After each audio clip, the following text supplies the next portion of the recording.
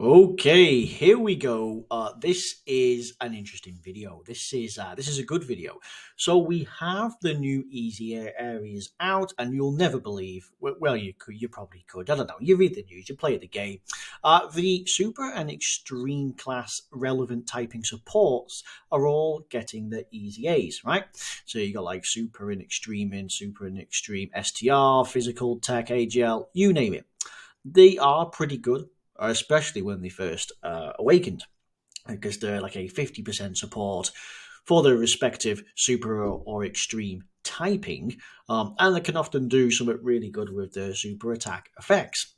So, without further ado, we're going to jump straight into AGL and see how we get here. Firstly, it's Hyper Metal Rildo. He's the extreme AGL, 4 key 150%, but more importantly, he is the Extreme AGL 50% support. So previously, 120%, pretty good for Battlefield. In fact, if you had these people, rocking them as a sub lead for Battlefield was really, really good. So you get additional 50% to stats for Extreme AGL is why it's a 50% support for this relevant typing. Absolutely insane, right? Bear that in mind. They are key orb hungry, so there is something. Now that can and cannot be easy, depending on the caliber of unit. We had, effects, those seals, greatly raises. We have stuff like GT, Thirst for Conquest, and these key links giving a lot of stats. And then, of course, we had stuff like the relevance of how good they are, artificial life forms, GT bosses. So this one in particular was kind of useful for the respective teams that he could be on. And we talk Extreme AGL for these relevant teams, and we're talking Baby, who is on all three of his teams. He's had an easy A, and he's an absolute behemoth. So imagine giving him 50% support with the likes of like Thirst for Conquest, GT, Shattering the Limits. Oof, suddenly, this dude here is absolutely stonkers. And it goes on so on. So let's have a look at what he does. So now we have a 150%, which is really good. Honestly, that's like yellow coin LR lead kind of skill. So pretty decent. So expect this to be the same. Like, this will change depending on the typing, but all of this will exactly be the same.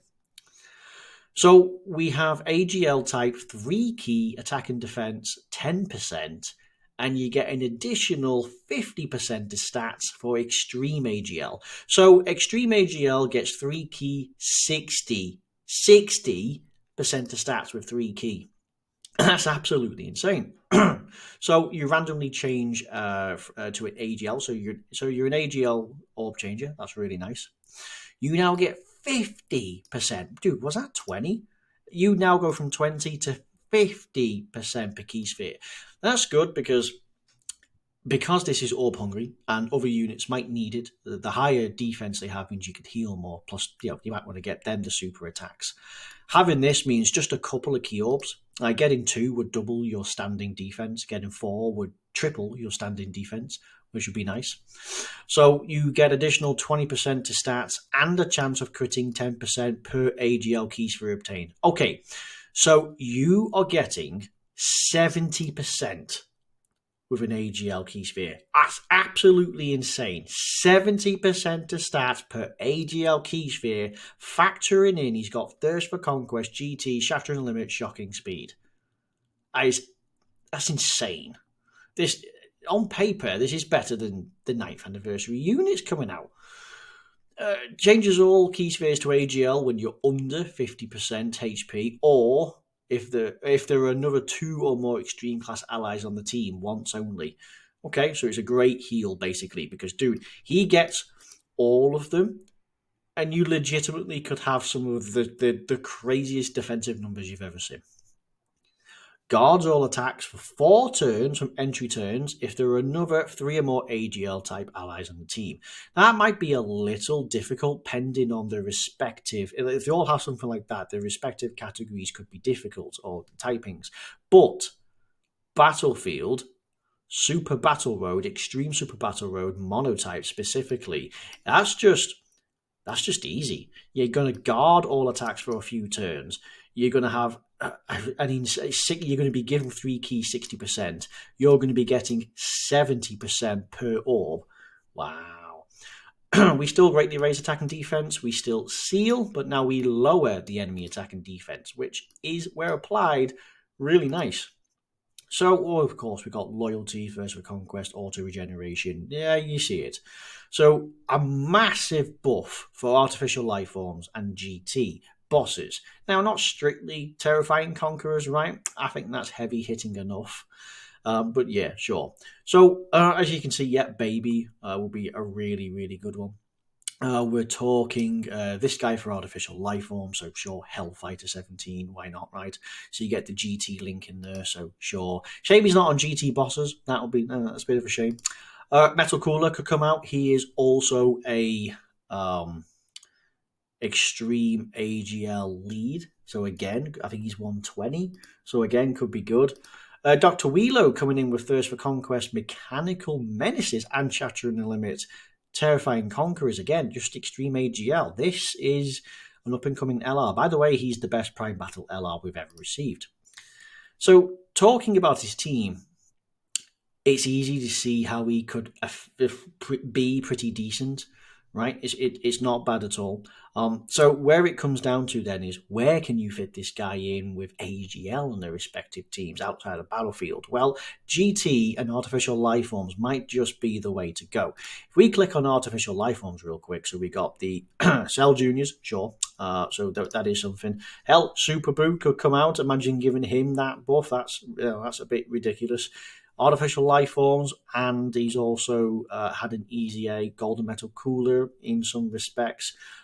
Gamma 2 could get an interest. Well, no, he's super, but he could still, maybe. Well, then, like, you're talking like this guy in particular, and then the free-to-play one, right? So, again, pretty good. So there are a few decent people in here who you legitimately could put into work. But if you do make a team around it, he is sure not to disappoint, right? Because, he's kind of set up in a way that they make him very easy to look after himself. So that's nice. The only well, no, it's not so much. No, if we do this, you can totally farm him up. So he is totally free to play, right? So you get this from the recently, not too long ago, revamped story mode for GT, which can awaken this guy. This is his awakening form. So, and I think he may also have an EZA area himself. But you get him to 120, farm him out. He has farmable, right? So there you go. It is pretty cool. So yeah. So how do you build him? Well, strictly, it's additional, isn't it? Could you go crits? Possibly. I mean, the dude, it's going to hit ridiculously hard. Maybe not, because they say per AGL key sphere obtained, he does have 10% crit, so maybe not. You could go dodge and additional, sure. He has guard, which helps out for various slots. So you could choose slot 1, depending on how many orbs you get, really. So yeah, because like his EZA stats, you have 55% coming in at 8,000, which these days it's not great. But when you factor in that he can very quickly, with just a bunch of orbs, get a lot of defense. And the fact that he can guard, potentially it would take the toughest people to take him out. And if he has type advantage over them, he might just survive. So additionals with a bit of dodge would primarily be the way to go. So yeah, a cracking start, seriously, cracking start. Well built, very easy to maintain. Looks like he's going to be a ridiculous support. The only downside to these units is you have to summon on their respective banners. You do not get these units unless you summon on the respective banners. If these are in the general loot pool, the chances of getting them have got to be ridiculous. But yes, currently every single one of them is out.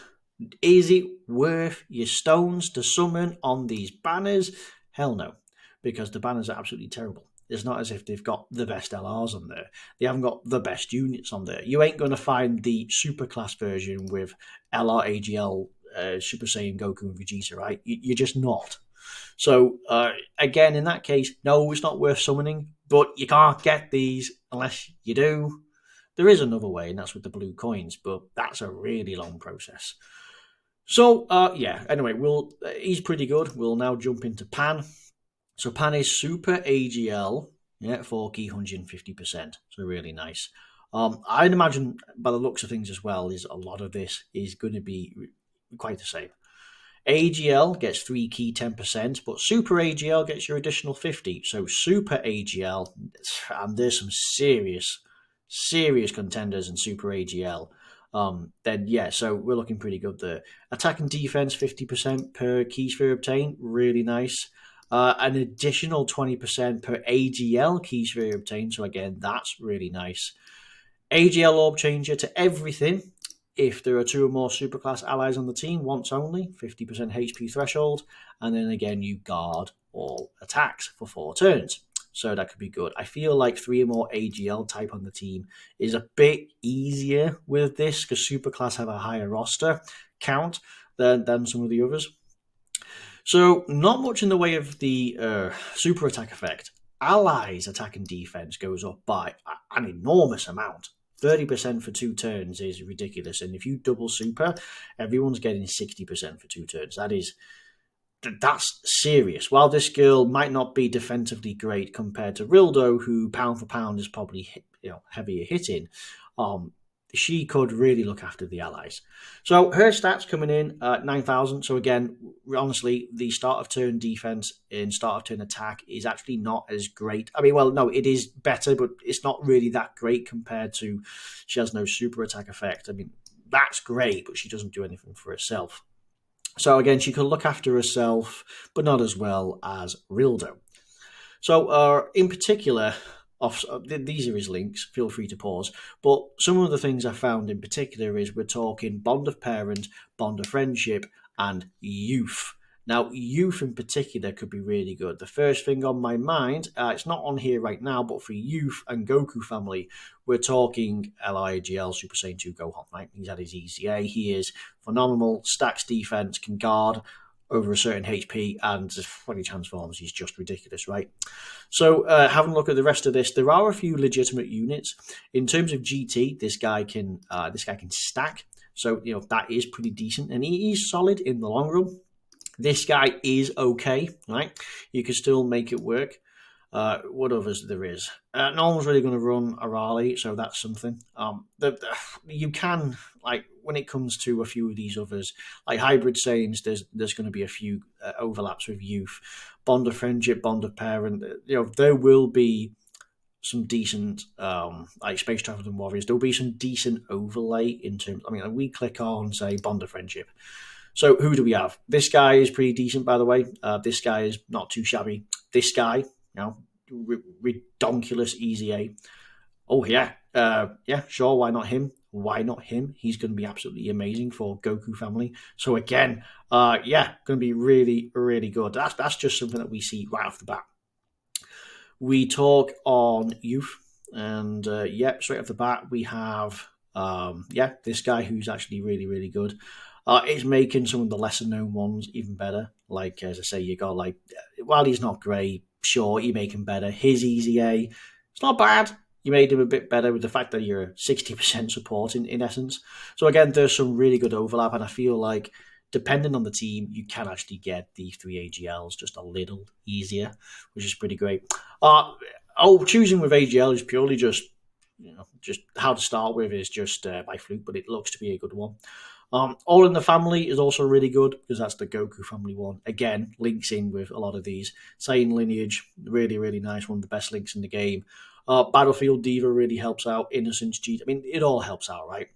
If you're able to get these top few coming in, you can get an incredible amount of key and stats just from triggering these, which is really good. So there's a lot of potential on the table. So how would you build her? You could go full dodge. No, seriously, I mean, while this is nice, she has her own crit again, so legitimately full dodge it. Seriously. Being able to have that full dodge while she has no other applicable effect means that she could duck and weave just extra. And you could argue a case that she's better than Rildo because of the full dodge, but Rildo, because of his ability to have First for Conquest, GT, Shocking Speed, Shattering the Limit, you name it, whilst also having super attack effects, is potentially better. So yes, so there we have it. That's how you build these: dodge and additional, and then of course get to grinding. Of course, again, while the easy area is free for everyone, again it's difficult. Not a lot of people have these. I myself don't have all of these. In fact, I only have probably half of them. So there is that. I do have pan. I have I have some of the STRs. I have some of the physical. I have some of the no. I have no int and no text, and I only have half of the rest. So again, it's difficult, isn't it?